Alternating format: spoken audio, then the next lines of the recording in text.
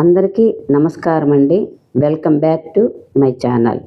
నేను ఈరోజు రవ్వ లడ్డు తయారు చేస్తున్నాను. దానికి కావలసిన పదార్థములు: జీడిపప్పు, ఎండు ద్రాక్ష, యాలకులు, బొంబాయి రవ్వ, చక్కెర, కొబ్బరి. ఈ బొంబాయి రవ్వ, కొబ్బరి ముందుగానే కలిపేసి పెట్టానండి 2 hours. అది వీడియో తీయడం మర్చిపోయాను. 2 గ్లాసులు రవ్వకి 1 గ్లాస్ కొబ్బరి వేసి ఒక 2 hours ఈ విధంగా కలిపి ఉంచి పెట్టేయాలన్నమాట. ఒక పక్కన పెట్టేసి తర్వాత మనము 2 hours అయిన తర్వాత నెయ్యి వేసుకొని దాంట్లో జీడిపప్పు, ఎండు ద్రాక్ష వేయించుకోవాలి. వేయించుకున్న తర్వాత ఈ బాణట్లోనే మనము మళ్ళీ నెయ్యి కొంచెం వేసుకొని దీంట్లోనే మనము ఈ రవ్వ, కొబ్బరి కలిపింది ఉంది కదా, దీన్ని వేయించేసుకోవాలి. కనీసం దీనికి ఒక 15 minutes పడుతుందండి. ఇది వేగుతుంటే కూడా చాలా మంచి వాసన కూడా వస్తుంది, మంచి సువాసన. మనం జీడిపప్పు వేయిస్తే ఎలా వస్తుందో అటువంటి వాసన వస్తుందన్నమాట. మనం దీన్ని వేయించేటప్పటికి మంచి సువాసన వస్తుందన్నమాట. వేగినది జీడిపప్పు వాసనలాగా వస్తుంది. వచ్చితే అప్పుడు అయిపోయినట్లు అనమాట. దాన్ని తీసి పక్కన పెట్టేసుకోవాలి.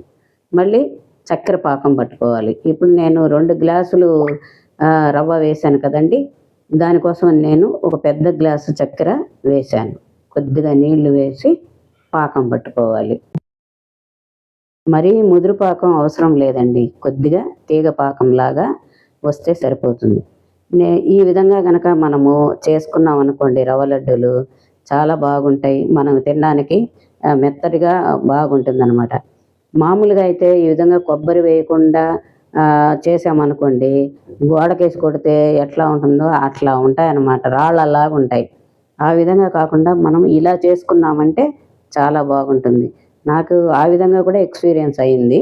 అలా కాకుండా ఈ విధంగా కొబ్బరి వేసుకొని కనుక చేసుకుంటే చాలా బాగుంటుంది.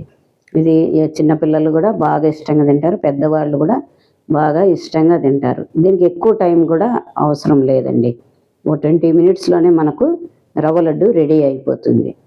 చాలా బాగుంటాయి, తినడానికి రుచికరంగా ఉంటుంది. పిల్లలకి ఏదైనా స్వీట్ చేయమంటే కూడా మనం చకచక 20 minutesలో తయారు చేసేయచ్చు.